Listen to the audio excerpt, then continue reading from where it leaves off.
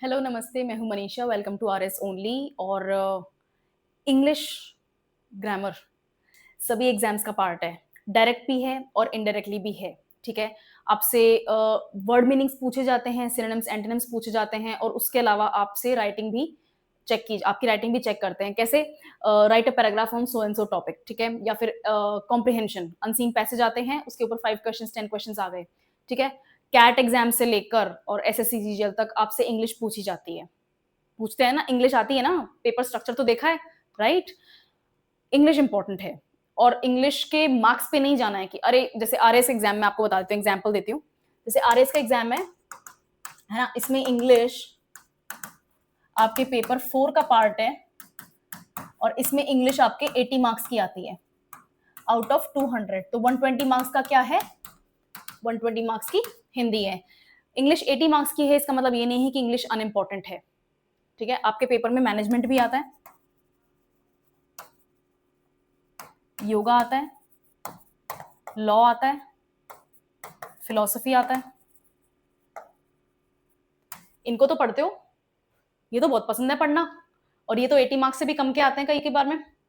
एक दो क्वेश्चन के लिए इतनी पढ़ाई करते हो, तो इंग्लिश ने क्या बिगाड़ा है? नहीं बिगाड़ा ना कुछ। भाषा, अंग्रेजी भाषा आना जरूरी है। ठीक है, अच्छी है, इमेज अच्छी होती है, या फिर एजुकेटेड महसूस होते हो, मैं उन सब पॉइंट्स पे नहीं जा रही, वो सब कुछ सोशल प्रॉब्लम है। ठीक है, अगर आपको लगता है कि आपको इंग्लिश आती है तो आपकी इमेज अच्छी हो जाएगी, सोसाइटी में आपका रिस्पेक्ट हो जाएगा, वो टॉपिक सोसाइटी की प्रॉब्लम है, वो आपकी प्रॉब्लम नहीं है। ठीक है, हम फिलोसफी के लेवल पे नहीं जा रहे। As a language English important है। इंडिया में मोस्ट कॉमनली बोली जाने वाली लैंग्वेज हिंदी है, लेकिन मोस्ट क्या कहते हैं उसको, प्रेफर्ड यूज ऑफ कम्युनिकेशन आपका इंग्लिश है। ठीक है, इंग्लिश इसलिए इंपॉर्टेंट है।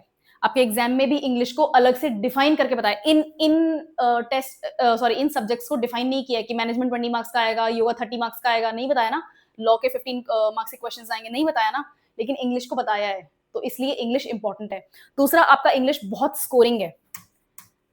आपका इंग्लिश, मैं इसको स्कोरिंग पिट बुलाती हूँ, एक ऐसा गड्ढा जिसमें आप जितने मार्क्स ला सकें उतने ला सकते हो। इंग्लिश ऐसी जगह चीज है। ठीक है, लेकिन उसके लिए पढ़ना पड़ेगा और प्रिपेयर करना पड़ेगा। लेकिन प्रिपेयर करते कैसे हैं, उसके लिए मैं हूं। ठीक है, मैं प्रिपेयर कराऊंगी, मैं बताऊंगी कैसे पढ़ना है, कितना पढ़ना है, और किस लेवल तक पढ़ना है। ठीक है, इंग्लिश में आपके क्या क्या आते हैं? मैं कोई भी एग्जाम में, एक तो प्री का एग्जाम होता है, प्री लेवल होता है, प्रीलिमिनरी लेवल होता है, उसको क्लियर करोगे तो मेंस में जाओगे, उसको क्लियर करोगे तो इंटरव्यू में जाओगे। यही स्टेजेस होते हैं। आरएस के पेपर में ये आपके इंग्लिश के टॉपिक्स आते हैं, ग्रामर के डायरेक्ट सिलेबस के टॉपिक्स हैं ये। ठीक है, ये आपके पार्ट 1 का पोर्शन है, पार्ट ए बुलाओ उसको। ठीक है ना, पार्ट ए का पोर्शन है। पार्ट बी और पार्ट सी भी होता है। पार्ट बी में आपके आता है प्रेसी राइटिंग, CIS, प्रेसी राइटिंग। ठीक है, उसके बाद में आपका आता है ट्रांसलेशन के क्वेश्चंस और अनसीन पैसेज। ये आपके पार्ट बी का पोर्शन है। और एक आपके आता है पार्ट सी। पार्ट सी में क्या क्या होता है? पार्ट सी में आपके लेटर राइटिंग आती है, पैराग्राफ राइटिंग आती है, रिपोर्ट राइटिंग आती है, और एक आता है ऐसे राइटिंग। ऐसे राइटिंग किस नाम से आता है? Theme elaboration. हमने टॉपिक दिया है, उसको एक्सप्लेन करो, उसको इलेबोरेट करो, थीम इलेबोरेशन के नाम से ऐसे राइटिंग आता है। ये आपका इंग्लिश का टिपिकल सिलेबस है। ठीक है, इस पोर्शन को बाद में देखेंगे, पहले उधर ध्यान देते हैं। क्यों? क्योंकि अगर वो सब नहीं आता तो आप ये सब भी नहीं कर पाएंगे। मन में ख्याल तो बहुत है लिखने के लिए, लेकिन अगर शब्द नहीं है तो क्या करोगे उन ख्यालों का? लिख कैसे लिखोगे? इंग्लिश में शब्द आने जरूरी है। पार्ट्स ऑफ स्पीच में आपका आता है नाउन्स, प्रोनाउंस, एडजेक्टिव्स, एडवर्ब्स और वर्ब्स। ठीक है, मोडेल्स वगैरह आ गए। हाँ, मोडेल्स भी आएंगे इसमें, डिटरमाइनर्स आएगा, आर्टिकल्स आएंगे। ठीक है, ये सारे जो टॉपिक्स हैं ये आपके पार्ट्स ऑफ स्पीच हैं। ये अलग से मैं एक एक टॉपिक की एक एक क्लास लूंगी। ओके, ऑनलाइन आपको क्लास मिलेंगी, मैंने पहले भी ली हुई हैं, इसी चैनल पे आपको और क्लासेस मिल जाएंगी। टेंसेस और वर्ब एग्रीमेंट, इसमें सिर्फ वर्ब एग्रीमेंट नहीं है, सब्जेक्ट वर्ब एग्रीमेंट है ये। भूतकाल, भविष्यकाल, वर्तमान काल, ये सब हिंदी में पढ़ते हैं, तो इंग्लिश में भी पढ़ने हैं, और इंग्लिश में आसान है। हिंदी से आसान है, मैं बता रही हूँ आपको, इंग्लिश में हिंदी से आसान है, ठीक है। आपके सब्जेक्ट वर्ब अग्रीमेंट आएगा, कौन सा सब्जेक्ट किस तरह की वर्ब को सपोर्ट करता है। सब्जेक्ट सिंगुलर है तो वर्ब क्या प्लूरल हो जाएगी, नहीं, यहाँ, कैसे, क्यों, क्या दिखेगी, वर्ब को कैसे यूज करना है, ये सब कुछ इस टॉपिक का पार्ट है, ठीक है। आर्टिकल्स आपके कौन से होते हैं, ए, एन और द। ये जितने आसान दिखते हैं ना उतने आसान है नहीं, ठीक है। लेकिन प्रैक्टिस करोगे ना तो आंख बंद करके आर्टिकल्स के क्वेश्चन सॉल्व हो जाएंगे। आर्टिकल का एक क्वेश्चन आपके अभी आरएस मेंस में आया था, जो फर्स्ट क्वेश्चन का जो फर्स्ट पार्ट था ना, वो आपके आर्टिकल्स का क्वेश्चन था। उसमें सब्जेक्ट वर्ब अग्रीमेंट भी पूछा था। एक ही क्वेश्चन में आपका आर्टिकल भी टेस्ट हुआ है और सब्जेक्ट वर्ब अग्रीमेंट भी टेस्ट हुआ है, ठीक है। आपके प्रपोजिशंस और आपके कंजंक्शंस। कंजंक्शंस क्या होते हैं, जो दो शब्दों दो वाक्यों को जोड़ने वाले शब्द होते हैं, जैसे देयरफॉर हो गया, है ना, हेंस हो गया, बट हो गया, ऑल्सो हो गया, एंड हो गया। ये जो वर्ड्स होते हैं आपके, ये कंजंक्शंस होते हैं, दो सेंटेंसेस को जोड़ने वाले वर्ड्स होते हैं। प्रेपोजिशंस क्या होते हैं, ऐसे वर्ड जो सब्जेक्ट की पोजीशन बता रहे हैं with respect to the object, जैसे एट हो गया, इन हो गया, ऑन हो गया, ओवर हो गया, है ना, अपॉन हो गया। ये आपके प्रेपोजिशंस होते हैं। इनके यूजेज विद प्लेसमेंट चेंज हो जाते हैं। एक वर्ड ऑन आपको कई जगहों पे कई तरीके से यूज करा हुआ दिख जाएगा, वो कैसे आएगा, प्रेपोजिशन समझ के आएगा, ठीक है। Active voice, passive voice, direct indirect speech, मैंने एक एक घंटे की क्लास ली हुई है। एक्टिव वॉइस क्या होती है, उसको पैसिव वॉइस में कैसे ट्रांसलेट करते हैं या ट्रांसफॉर्म करते हैं। उसी तरह से डायरेक्ट स्पीच क्या होती है, उसको रिपोर्टेड स्पीच या इनडायरेक्ट स्पीच में कैसे ट्रांसफॉर्म करते हैं, और वापस रिपोर्टेड स्पीच से अगर आपको डायरेक्ट स्पीच में आना है तो कैसे ट्रांसफॉर्म करेंगे, ये सब कुछ आपको मैं पढ़ाऊंगी, ठीक है। उसके बाद में सेंटेंस स्ट्रक्चर और सिंटैक्स। इस वर्ड से डरना नहीं है। सेंटेंस का स्ट्रक्चर क्या होता है, सेंटेंस के टाइप्स क्या होते हैं, सब्जेक्ट, वर्ब और उसके बाद में ऑब्जेक्ट। वर्ब कौन कौन सी फॉर्म में आएंगे, सब्जेक्ट, फिर हेल्पिंग वर्ब, फिर मेन वर्ब, फिर ऑब्जेक्ट का पार्ट, ऑब्जेक्ट का पार्ट, फिर उसके बाद में टाइम वर्ड्स, ठीक है। ये सब कुछ सेंटेंस का स्ट्रक्चर होता है। सेंटेंस के टाइप, हर टाइप के सेंटेंस में सब्जेक्ट का जो सेंटेंस का स्ट्रक्चर होता है वो मॉडिफाई हो जाता है, चेंज हो जाता है, ठीक है। सेंटेंस का टाइप आपको आइडेंटिफाई करना आना चाहिए। सेंटेंस का टाइप आइडेंटिफाई कैसे करोगे, प्रैक्टिस से करोगे, मैं कराऊंगी, ठीक है, मैं प्रैक्टिस कराऊंगी। एरर डिटेक्शन और करेक्शन, ये डिपेंड करता है इन चीजों के ऊपर। अगर आपने ये सब करे हैं तो एरर डिटेक्शन और करेक्शन आपको आ जाएगा। कोई सेंटेंस में क्या मिस्टेक है, कैसे उस मिस्टेक को करेक्ट करनी है, इसका मतलब आपको पूरी इंग्लिश आ गई। अगर आपने वो क्वेश्चन सॉल्व कर ली तो आपको इंग्लिश आ गई, ठीक है। वोकैबुलरी, मैं अपने पहले मेरी एक वीडियो देख ली है। वोकैबुलरी इंपॉर्टेंट है। वोकैबुलरी सिर्फ इंपॉर्टेंट ही नहीं है, वोकैबुलरी आपको इंग्लिश का बेस बना के देगी, आपको फाउंडेशन तैयार करके देगी। अगर आपके पास वोकैबुलरी है तो आप इन सबको हैंडल कर सकते हैं। शब्द होंगे तो लिखना भी आएगा, शब्द नहीं होंगे तो लिखना नहीं आएगा, ठीक है। और लास्ट में पंक्चुएशन, आपको पता ही है, आपके फुल स्टॉप हो गया, कॉमा हो गया, क्वेश्चन मार्क हो गया, सेमीकोलन हो गया, कोलन हो गया, आपके एक्सक्लेमेशन मार्क हो गया, ठीक है, हाइफन हो गया। ये जो आपके होते हैं ये सारे पंक्चुएशंस होते हैं। और कैपिटलाइजेशन का मतलब क्या होता है, किसी भी शब्द का, किसी भी वर्ड का फर्स्ट लेटर जो है वो कैपिटल है।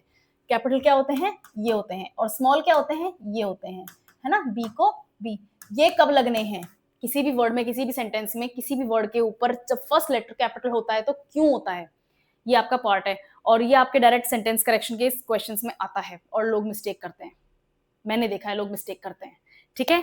ये आपका सिलेबस का पार्ट है इंग्लिश आरएस के लिए, कि कैसे क्या क्या पूछेंगे वो और क्या क्या आपको तैयार करना है। अब देखते हैं आपको इंग्लिश पढ़ने को मिलेगी कहाँ कहाँ से। ये किताबें हैं, ये मोस्ट इजीली अवेलेबल किताबें हैं, जिनमें से मेरी फेवरेट ये है, और एक इसमें नहीं लिखा हुआ, एक मैं बता देती हूँ, एक और बुक है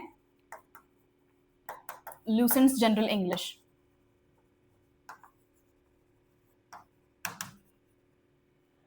अगर आपको समझना है कि इंग्लिश के रूल्स कैसे अप्लाई होते हैं टॉपिक वाइज, तो आपके लिए ये बुक बेस्ट रहेगी। रेड कलर की बुक आती है, गोल्डन कलर से उसके ऊपर रेनन मार्टिन लिखा हुआ होता है, गोल्डन और व्हाइट कलर से, ठीक है ना। रेड कलर की बुक आएगी, मोटी आएगी, बड़ी आएगी, ठीक है। ये आपको इंग्लिश सिखाएगी। और इंग्लिश की अगर प्रैक्टिस करनी है तो आई वुड सजेस्ट कि लूसेंट की बुक अच्छी होती है, वो ले लें आप। नहीं तो अरिहंत की बुक भी इजीली अवेलेबल है, बहुत सारे स्टोर्स में आपको अवेलेबल हो जाएगी। I don't know any store जो जयपुर का अगर मैं बता दूं तो कहीं पर अरिहंत की बुक ना मिले। अगर आपको लगता है कि you do not want to invest in these books, आपको नहीं करना है इसमें इन्वेस्टमेंट, तो आप मेरी क्लास भी अगर देख लोगे ना तो आपको बेसिक्स में सिखा दूंगी, और हर क्लास के साथ में आपको मैं वर्कशीट दूंगी। उस वर्कशीट को भी अगर प्रैक्टिस कर लोगे ना तो भी आपकी प्रैक्टिस कंप्लीट हो जाएगी, ठीक है। मैं हर वर्कशीट में 50 to 60, 70, 80 क्वेश्चन तक देती हूँ प्रैक्टिस करने के लिए, टॉपिक वाइज वर्कशीट्स देती हूँ, ठीक है। पहले भी मैंने दी हुई हैं, टॉपिक वाइज दिया हुआ है, लिखने के लिए भी दिया हुआ है, वोकैबुलरी के लिए भी दिया हुआ है, पार्ट्स ऑफ स्पीच को भी एक्सप्लेन करने के लिए दिया हुआ है, और मैं वही प्रोसेस अभी भी कंटिन्यू रखूंगी। तो अगर आपको ये बुक्स में इन्वेस्ट नहीं करना है तो that is not a problem, I am here, ठीक है, मैं बता दूंगी आपको। और बुक्स हैं, मॉडर्न अप्रोच है टू वर्बल रीजनिंग, ये आर एस अग्रवाल की किताब है। ब्राउन कलर की, ग्रे ब्राउन कलर की बुक आती है, बड़ी है, मोटी है, thick, these are thick books, तो बुक्स को देख के डरना नहीं है, मोटी मोटी किताबें हैं, इनको देख के डरना नहीं है। ऑनेस्टली बता रही हूँ, जितनी मोटी किताब है ना वो उतनी ज्यादा हेल्प करेगी आपको, क्योंकि उसमें प्रैक्टिस करने का खूब सारा माल होएगा, है ना। ओके ये कुछ वेबसाइट्स हैं, अगर आप बुक्स में इन्वेस्ट नहीं करना चाहते हैं तो आप इन वेबसाइट से, स्पेशली ये जो वेबसाइट है ना, यहाँ से बहुत हेल्प मिलेगी। ग्रामरली में डायरेक्ट आप अपना क्वेश्चन डालो और वो आपको आंसर बता देगा, ठीक है ना।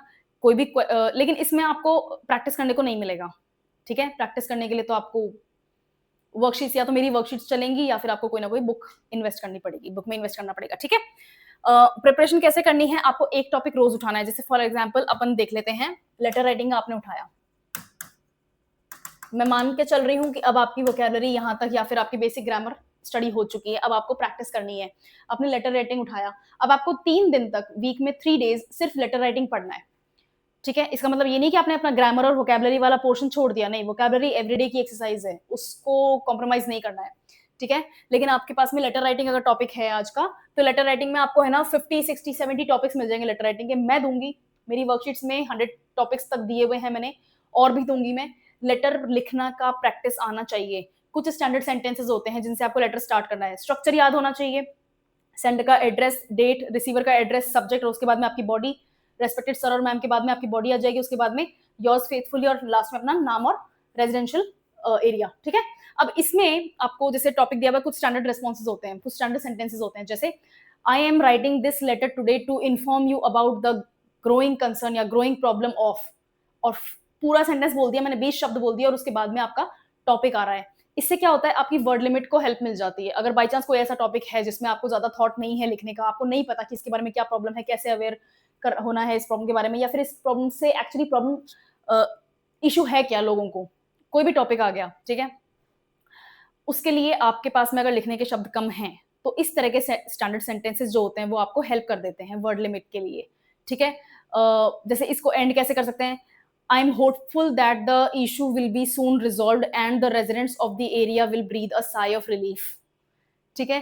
क्या लिखा, क्या बोली मैंने, I am hopeful that the issue will be resolved soon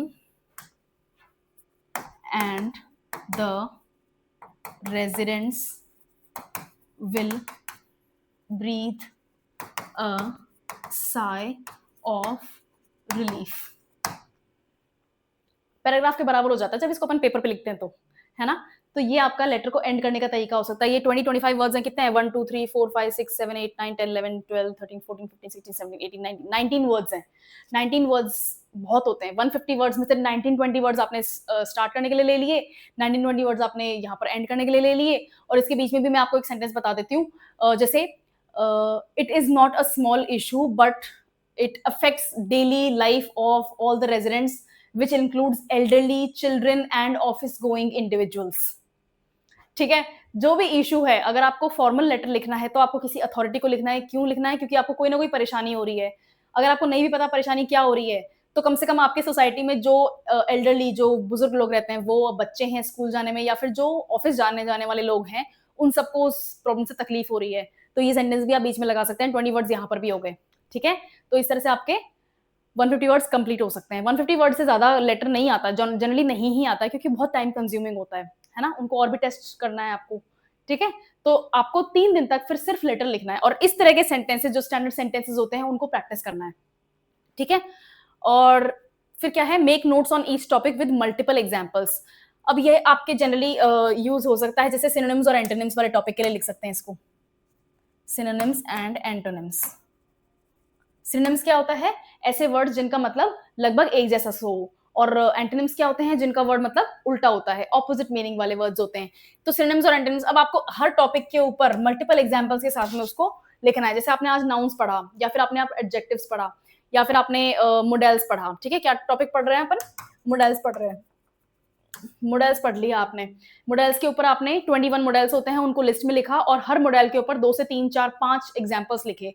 तो अब आपको उस मॉडल के अलग अलग यूजेस, अलग अलग उसकी सिचुएशंस लर्न हो जाएंगी, और आपको दोबारा उसको घूम के देखने की जरूरत नहीं है। तो इसको आपको हर टॉपिक के ऊपर नोट्स बनाना है। नोट्स कैसे बनाते हैं, पूरे पूरे सेंटेंसेस नहीं लिखते हैं, एरोज यूज करते हैं, मैं बताती हूँ अभी। नोट्स बनाने की एक अलग से क्लास लेती हूँ मैं, नोट्स बनाने का तरीका होता है, और अपन अलग अलग सब्जेक्ट्स को भी डील करेंगे, जैसे पॉलिटी वगैरह हो गया, ज्योग्राफी हो गया, अल्टीएचयू के नोट्स कैसे बनाते हैं, ठीक है। रोज लिखना है, इसमें कोई कॉम्प्रोमाइज नहीं है। मैनेजमेंट पढ़ने के लिए रोज लिखते हो ना, एरिस्टोटल की थ्योरीज, जो उसकी फिलोसफिकल थ्योरीज हैं, उनको लर्न करने के लिए उसको लिखते हो ना, उसी को इंग्लिश में लिख लो, आपकी इंग्लिश की प्रैक्टिस भी हो जाएगी, ठीक है। लिखना जरूरी है, खुद की आवाज सुनना और खुद की लिखावट देखना बहुत इंपॉर्टेंट है, इनके बिना लर्न नहीं होता है। और रटने की बात नहीं हो रही, आपको रटना नहीं है, you don't have to cram anything, you have to practise by writing and speaking everything, ठीक है। आपको बोल के और लिख के उसको प्रैक्टिस करना है। और बिल्ड योर वोकैबुलरी, इसमें कोई कॉम्प्रोमाइज नहीं है, ये मैं आपको ऑलरेडी बता चुकी हूँ कितना इंपॉर्टेंट है, क्यों है और कैसे करना है, ठीक है। नेक्स्ट देखते हैं, आपको करना क्या है। आपको हर टॉपिक को एग्जाम वाइज, मान लीजिए आप एक एग्जाम दे रहे हैं, 2 एग्जाम्स के ऊपर आपका फोकस है, हर एग्जाम वाइज आपके हर टॉपिक को आपको वेटेज सेपरेट कर देना है, और फिर देखना है कि कौन सा टॉपिक आपके लिए ज्यादा जरूरी है। ये सिर्फ इंग्लिश के लिए नहीं, दूसरे सब्जेक्ट के लिए भी आपके लागू होती है बात, ठीक है। फॉर एग्जाम्पल मैं बता देती हूँ, चलो ठीक है, यूपीएससी और आरपीएससी का कंपेरिजन बताती हूँ। इन दोनों में पॉलिटी आती है, और इस पॉलिटी में फंडामेंटल राइट्स आते हैं ना, फंडामेंटल राइट्स आर्टिकल 12 से लेकर कहां तक होते हैं, 33 34 तक होते हैं, आई थिंक 34 या 35 तक होते हैं। तो आर्टिकल 12 से लेकर होते हैं, 12 का तो मेरे को कंप्लीट 100% पता है, क्योंकि 12 में स्टेट की डेफिनेशन होती है। आर्टिकल 13 आपका हो गया, 14 भी आपका क्या राइट टू इक्वालिटी और वो सब है, ठीक है। आर्टिकल 19 आपका फ्री स्पीच हो गया, आर्टिकल 32 आपका रिट पिटिशन हो गया, है ना, हेबियस कॉर्पस होते हैं, मैंडेमस होता है, सर्श्योररी होती है। तो ये आपके फंडामेंटल राइट्स हैं। 2 एग्जाम्स में ये चीज कॉमन है ना। उसी तरह से और भी एग्जाम्स हैं जिनमें ये चीजें कॉमन होती हैं। 2 एग्जाम्स में एक टॉपिक कॉमन है, और इस टॉपिक के ऊपर यूपीएससी के प्री में एक क्वेश्चन, एटलीस्ट 1 क्वेश्चन पक्का है। डायरेक्ट आ सकता है, इनडायरेक्ट आ सकता है, कैसा भी आ सकता है, लेकिन पक्का है। उसी तरह से आरपीएससी में भी ये टॉपिक पक्का है, कुछ ना कुछ तो जरूर पूछेंगे, चाहे आता हो चाहे ना होता हो, उससे फर्क नहीं पड़ता, लेकिन फंडामेंटल राइट्स का एक क्वेश्चन पक्का है। अब आपको वेटेज समझ में आ गया, ठीक है। उसके हिसाब से आपको उस टॉपिक को फोकस करना है, उस हिसाब से आपको उस टॉपिक को इंपॉर्टेंस देनी है, या उसके ऊपर आपको मेहनत करनी है, ठीक है। उसके बाद में क्या है, ये तो बहुत इंपॉर्टेंट है, एंड आई अंडरस्टैंड कि इस बार के आरएएस के इंग्लिश के एग्जाम में आपको बहुत ज्यादा करंट के ऊपर क्वेश्चंस नहीं आए, कैसे थीम एलैबोरेशन हो गया, या फिर पैराग्राफ राइटिंग या रिपोर्ट राइटिंग हो गया, बहुत ज्यादा नहीं आया। लेकिन बाकी के एग्जाम्स में मैंने देखा है कि करंट अफेयर्स अभी भी इंपॉर्टेंस रखता है, इंग्लिश के लिए भी, ठीक है। तो कोई भी टॉपिक है, जैसे मैंने आपको भी बताया, आपने एरिस्टोटल की जो फिलोसफी की कोई थ्योरी है वो पढ़ी है, आपने अपनी लैंग्वेज में पढ़ी है, उसी को एक पैराग्राफ में इंग्लिश में लिख के देख लो, ठीक है। वो भी आपकी इंग्लिश की प्रैक्टिस होती है, ओके। फिर आपको अपने खुद के शब्दों में लिखना है, in your own words. Generally ये अपन कहाँ यूज करते हैं, प्रेसी राइटिंग में यूज करते हैं, प्रेसी राइटिंग में यूज करते हैं। आपको 1/3 में लिखना होता है और अपने खुद के शब्दों में लिखना होता है, आपको वर्ड बाय वर्ड पैसेज में से कोई सेंटेंस नहीं लेना। वो कहाँ से आएगा आपको, फिर लिखोगे नहीं, प्रैक्टिस नहीं करोगे तो कहाँ से आएगा। तो रोज का एक टॉपिक आप दूसरे सब्जेक्ट में से लिखो। आपको मन नहीं कर रहा है इंग्लिश को सेपरेटली पढ़ने का, कोई बात नहीं, आज मेरे को गैप लेना है, I don't want to concentrate on English any more, कोई बात नहीं। जो भी आप टॉपिक पर पढ़ रहे हो, फंडामेंटल राइट्स पढ़ रहे हो, आर्टिकल 14 पढ़ लिया, ठीक है, या फिर राइट टू प्रिवेसी होता है, आर्टिकल 21 पढ़ लिया, राइट टू लाइफ है, ठीक है ना। आर्टिकल 21 क्या है, right to life and personal liberty, right to life and personal liberty, ये आपने पढ़ लिया, ठीक है। कोई केस आया है सुप्रीम कोर्ट का, कोई जजमेंट आया है और वो इसको इंपॉर्टेंट बना देता है, इसके ऊपर उन्होंने कोई जजमेंट दे दिया, आर्टिकल 21 के ऊपर उन्होंने बात कर ली कोर्ट में, तो भी इंपॉर्टेंट हो जाएगा। अगर उन्होंने इस चीज को बोल भी लिया है ना कोर्ट में एक बार, जजमेंट देते टाइम या फिर सेंटेंस सुनाते टाइम, तो इंपॉर्टेंट हो जाएगा ये टॉपिक। उस न्यूज को इंग्लिश में लिख लो, चाहे 2 पैराग्राफ में लिखो, 100 वर्ड्स, दैट्स इट, सिर्फ 100 शब्द अंग्रेजी में रोज लिख लो, ठीक है। जो भी आपका फेवरेट टॉपिक है, जो भी रनिंग टॉपिक है, इजराइल और ईरान का वॉर चल रहा है, राइट। और ईरान ने आज क्या धमकी दी है कि हम स्ट्रेट ऑफ हॉर्मूज को बंद कर देंगे, बोल दिया उन्होंने आज, ठीक है, उनके पार्लियामेंट ने बोल दिया है। आप, मुझे नहीं पता आप ये वीडियो कब देख रहे हो, बट आज की तो न्यूज यही है, ठीक है। तो उस न्यूज को आप इंग्लिश में लिखने की कोशिश करो, ठीक है। स्ट्रेट ऑफ हॉर्मूज के बारे में इंग्लिश में लिखो, उसको अगर बंद कर देंगे तो इंडिया को ट्रेड में क्या नुकसान होगा, उस चीज के बारे में लिखो। Anything, what ever you feel like, जिस भी टॉपिक के ऊपर आपका इस वक्त कॉन्सेंट्रेशन है, माइंड है, जो भी आप पढ़ रहे हो, डू दैट, उसी को इंग्लिश में लिख लो, ठीक है। 100 words, translate from Hindi to English and English to Hindi, जैसा कि मैंने आपको बता ही दिया। आप अपनी वर्नाकुलर लैंग्वेज में हिंदी में पढ़ रहे हो या पंजाबी में पढ़ रहे हो, जिस भी लैंग्वेज में पढ़ रहे हो, उसी लैंग्वेज से इंग्लिश में लेकर आ जाओ उसी टॉपिक को, और फिर इंग्लिश से अपनी लैंग्वेज में उस टॉपिक को वापस लिख लो, यू विल बी डन, ठीक है ना, हो जाएगा। इंग्लिश नहीं है डिफिकल्ट, ठीक है। और ये मैं आपको पहले बता चुकी हूँ, वोकैबुलरी की क्लास में आपको रोज के 40 से 45 मिनट्स तो कम से कम देने हैं। अगर आप 1 घंटा अपने स्टडी प्लान में निकाल सकते हैं तो बेस्ट है, ठीक है। इसके बाद मैं आपको एक बता देती हूँ स्टडी प्लान बनाते कैसे हैं, इंग्लिश को कैसे आपको अपनी स्टडीज में इनकॉर्पोरेट करना है। एक तो वो जो अब आप बाकी सब्जेक्ट्स के बारे में पढ़ रहे हैं, जैसे मैंने अभी आपको बताया पॉलिटी ले लेते हैं अपन, या फिर पॉलिटी के बारे में बात कर लिया अपन, ज्योग्राफी की बात करते हैं, चलो ठीक है। ज्योग्राफी है, ठीक है। ज्योग्राफी में एक टॉपिक होता है टेम्परेचर इन्वर्जन।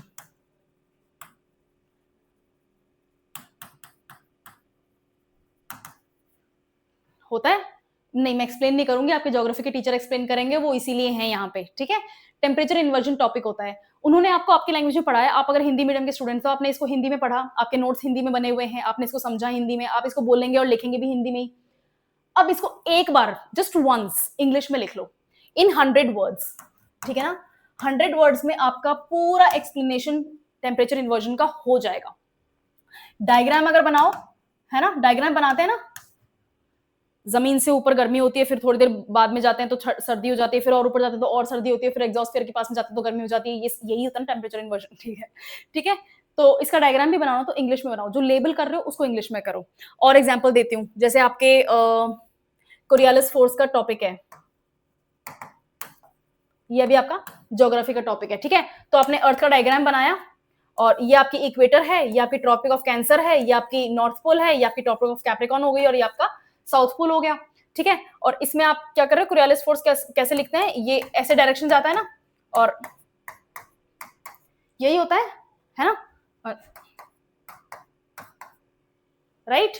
नहीं, ऐसे नहीं होता, बीच में जाता है, अरे आई फॉरगॉट, ठीक है। अब ये यूं होगा, ठीक है ना, ये लो, यही होता है कोरियालिस फोर्स। इस चीज को आप है ना 100 वर्ड्स में, कोरियालिस फोर्स तो बल्कि और छोटा होता है, 60-70 वर्ड्स में कंप्लीट हो जाएगा। आप ना कोरियालिस फोर्स इंग्लिश में लिख लो, ठीक है। इसको हिंदी में कुछ और बोलते होंगे, बट आपको इंग्लिश में इसको लिखना है।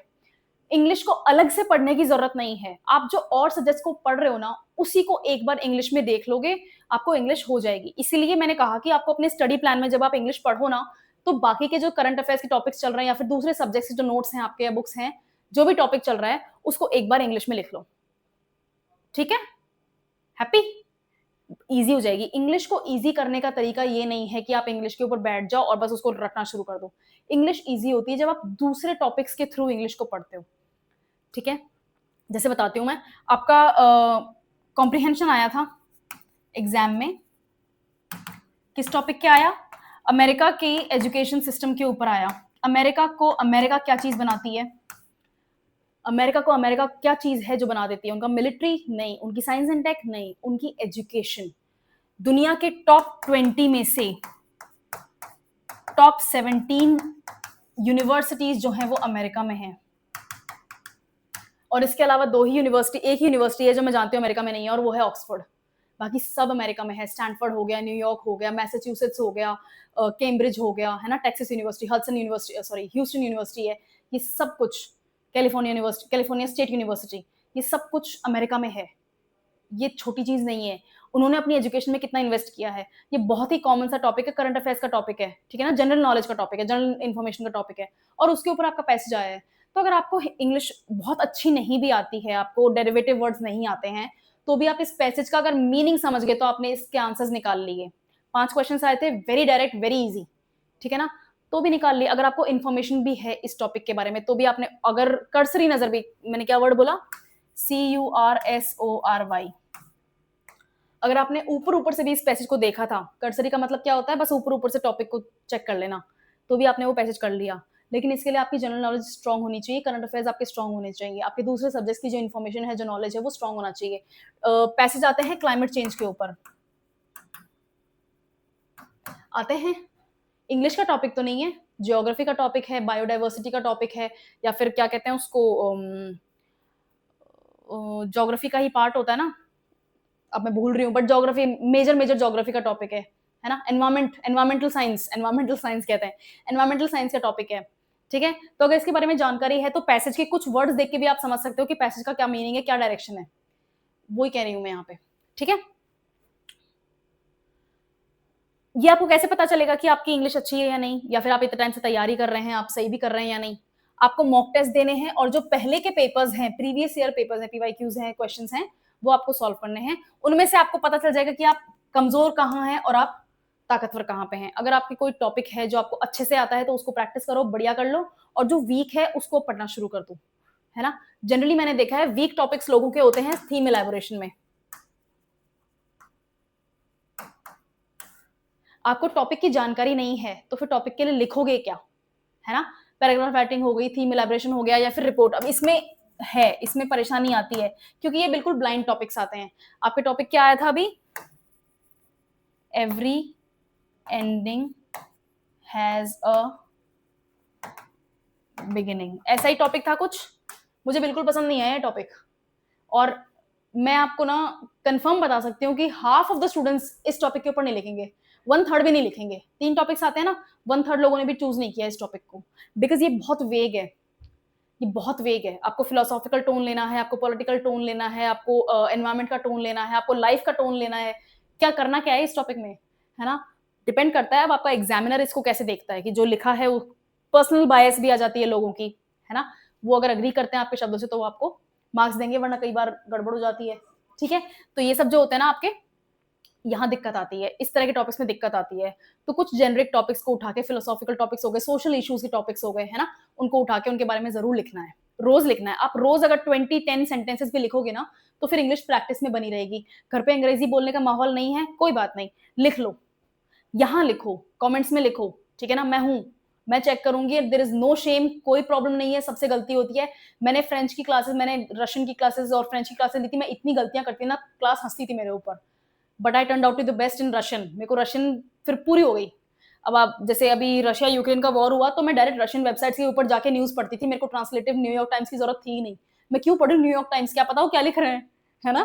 गूगल ट्रांसलेट भी इतना फिक्स नहीं होता है। तो आपको लैंग्वेज शुरू शुरू में परेशान करेगी, but then you will get a hand of it, है ना। उसके बाद में उसका ऊपर हाथ साफ करने लग जाते हैं अपन, ठीक है। चलो, उसके बाद में आपके क्वेश्चन टाइप्स, कौन से टाइप के क्वेश्चंस है जो आपको परेशान कर रहे हैं, कौन से टाइप के क्वेश्चंस है जो आपके लिए आसान है, कौन से टाइप के क्वेश्चंस हैं जिनको प्रैक्टिस की जरूरत है, ये आपको मॉक टेस्ट देके पता चलेगा। मॉक टेस्ट यहाँ पर मैं भी प्रोवाइड करूंगी, वर्कशीट भी प्रोवाइड करूंगी, और अगर आपको लगता है तो आप टेस्ट सीरीज भी ले सकते हैं, ठीक है ना। मार्केट में भी मिलती हैं, आपको कोचिंग से भी मिल जाएंगी। ओके, चलो फिर देखते हैं। रेगुलर प्रैक्टिस की बात है, ये मैं आपको पहले एक्सप्लेन कर चुकी हूँ। आपको रोज 10-15 क्वेश्चंस ग्रामर के सॉल्व करने हैं, रोज लिखना है। प्रैक्टिस राइटिंग सेंटेंसेस, रोज लिखना है। आपको अपनी आवाज सुननी है और अपनी लिखावट देखनी है, तभी होगा, नहीं होगा वरना सोच के नहीं होगा, है ना। बैठ गए, किताब खोल ली, देख लिया, नहीं, दैट विल नॉट वर्क, ठीक है ना। आपको करना ही पड़ेगा, लिखना पड़ेगा, बोलना पड़ेगा, और Hindi to English, English to Hindi, आपको सेंटेंसेस को ट्रांसफॉर्म करने की प्रैक्टिस करनी पड़ेगी, ठीक है। हिंदी 120 नंबर की आती है, वो भी कोई आसान नहीं है। मेरी हिंदी वीक है, मैं जानती हूँ, वो बहुत डिफिकल्ट है मेरे जैसों के लिए तो। और इंग्लिश, अगर आपको इंग्लिश नहीं आती तो फिर आपको इंग्लिश डिफिकल्ट लगेगी, लेकिन ऐसा तो है नहीं कि कोई एक सब्जेक्ट चूज कर लेंगे और उसी के ऊपर एग्जाम निकल जाएगा, ऐसा नहीं होता है ना। दोनों आने जरूरी है। तो हिंदी को इंग्लिश में लिख के और इंग्लिश को हिंदी में लिख के अपन प्रैक्टिस कर सकते हैं दोनों सब्जेक्ट्स की, ठीक है। उसके बाद में 3 हफ्ते के बाद में ये आपके पास में होना चाहिए, ठीक है ना। आप किसी एक टॉपिक के ऊपर इजीली, जो भी आपको इंटरेस्ट कर रहा है, इजीली एक पैराग्राफ लिखेंगे। पैराग्राफ आपका 150 से 200 वर्ड्स का होगा, ठीक है। और इस पैराग्राफ को आप चेक करवाएंगे किसी ग्रामर की मिस्टेक के लिए। अगर आपके पास आपकी ग्रामर मिस्टेक बहुत मिनिमल है या ना के बराबर हैं, तो अब आप इनको एसेज में तब्दील करेंगे। एसेज जनरली 500-700 वर्ड्स के होते हैं। मैं लिखती थी रशियन में 1000 वर्ड्स तक एवरी डे ऐसे लिखती थी, और बहुत गलतियां करती थी, लेकिन अब नहीं करती, ठीक है। आपको ऐसे लिखने हैं। सबसे पहले आपको पैराग्राफ से शुरू करना है। पैराग्राफ 150-200 वर्ड्स, मैक्सिमम 200 वर्ड्स का, उससे ज्यादा नहीं जाना है। प्रैक्टिस कर रहे हैं अपन, 100 वर्ड से शुरू करो, 50 वर्ड से शुरू करो, 5 सेंटेंसेस पर शुरू करो, लिखो, ठीक है। राइट डाउन, सब कुछ लिखना है। फिर आपको मॉक टेस्ट देने हैं। 3 महीने के बाद में आपके पास में मॉक टेस्ट होने चाहिए। आपको वीकली मॉक टेस्ट देने हैं। मैं हर दूसरे दिन मॉक टेस्ट देती थी, आपको मॉक टेस्ट देने हैं, ठीक है। मॉक टेस्ट दोगे और टाइम करोगे अपने आप को, अलार्म लगाओगे 2 घंटे का, 1 घंटे का मॉक टेस्ट देने के लिए। 1 घंटा आई थिंक मैक्सिमम इनफ रहेगा, है ना। 1 घंटे का आपको टाइम लगाना है, अलार्म लगाना है, और उसके बाद में शॉर्ट अलार्म्स लगाने हैं किसी न किसी एक क्वेश्चन के लिए। आपको पता चलेगा कि मेरा पेपर छूट रहा है, मेरा 1 घंटे में पेपर नहीं हो रहा, और क्या चीज छोड़ रही है, कोई भी मेरे को टॉपिक पता चल गया। जैसे मैं पैराग्राफ राइटिंग में बहुत ज्यादा टाइम लगा रही हूँ, रिपोर्ट राइटिंग में टाइम लगा रही हूँ, ठीक है। तो मेरे को पता चल गया कहाँ प्रॉब्लम आ रही है, उस प्रॉब्लम के लिए मैं शॉर्ट अलार्म्स लगाऊंगी कि मेरे को 10 मिनट में ये पैराग्राफ लिख देना है, मेरे को 7 मिनट्स में प्रेसी लिखना है, मेरे को 10 मिनट्स में कॉम्प्रिहेंशन करना है। शॉर्ट अलार्म्स लगाएंगे, टॉपिक वाइज अलार्म्स लगाएंगे, सॉल्व हो जाएगा, ईजी हैबिट हो जाएगी। ठीक है। और टेस्ट सीरीज मैं आपको पहले बता चुकी हूँ, टेस्ट सीरीज ज्वाइन करो, यहाँ कोचिंग की भी आपको अवेलेबल होंगी, अदरवाइज आपको बाहर मार्केट से लेनी है, you choose what you want to do. मैं खुद आपको टेस्ट सीरीज दूंगी, वीकली टेस्ट दूंगी, असेसमेंट्स दूंगी और वर्कशीट्स दूंगी। इतना कर लोगे तो ही बहुत है। ठीक है ना, बाहर आपको जाने की जरूरत ही नहीं है। ठीक है। एग्जाम स्ट्रेटेजीज आपको ये आपको पता है, अगर आपने प्रीलिम्स की तैयारी करी है, कर रहे हैं, तो आपको पता है कि आपको स्पीड और एक्यूरेसी की जरूरत है और आपको एलिमिनेशन का तरीका आना चाहिए। ठीक है। आपको एक भी अगर ऑप्शन का पता है कि ये इसका आंसर नहीं है, तो आपने 25% जीत लिया। ठीक है। एक ऑप्शन कितने का आता है, सॉरी 4 ऑप्शन होते हैं, है ना, तो पर ऑप्शन कितना हो गया, 25% चांस हो गया सही या गलत होने का। अगर एक ऑप्शन भी आपने एलिमिनेट कर दिया या 2 एलिमिनेट कर दी, तो आपके चांसेस बढ़ गए ना सही करने के, है ना। तो आपको एलिमिनेशन का मेथड आना चाहिए। ये जनरली आपको दूसरे सब्जेक्ट वाले सिखाएंगे कैसे करते हैं। इंग्लिश में एलिमिनेशन इतना ज्यादा मौका नहीं मिलेगा करने का, क्योंकि वो 2 ही ऑप्शन देते हैं। सिनोनिम निकालना है, 2 ऑप्शन दिए हुए हैं, तो आपको जनरली एटलीस्ट एक तो पता ही होना चाहिए। ठीक है।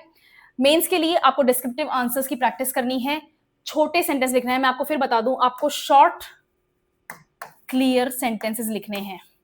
बहुत धुरंधर नहीं बनना है इंग्लिश का, जरूरत भी नहीं है, इस एग्जाम का इतना स्टैंडर्ड भी नहीं है कि आपको बहुत ज्यादा पता नहीं क्या ही पूछ रहे हैं वो इंग्लिश में। नहीं, शॉर्ट सिंपल और क्लियर सेंटेंसेस आपको पार करवा देंगे। ठीक है। टाइम मैनेजमेंट मैं आपको बता चुकी हूँ, हर टॉपिक के ऊपर आपको कितना टाइम लग रहा है ये आपको पता होना चाहिए। ये आपको तभी पता होगा जब आप मॉक टेस्ट की या फिर रेगुलर राइटिंग की प्रैक्टिस करेंगे। ठीक है। मेंस के लिए प्रैक्टिस राइटिंग लेटर्स, ये हर चीज हर एग्जाम के लिए लागू हो रहा है, यूपीएससी के लिए भी लागू होती है ये, मेरे को पता है। ठीक है।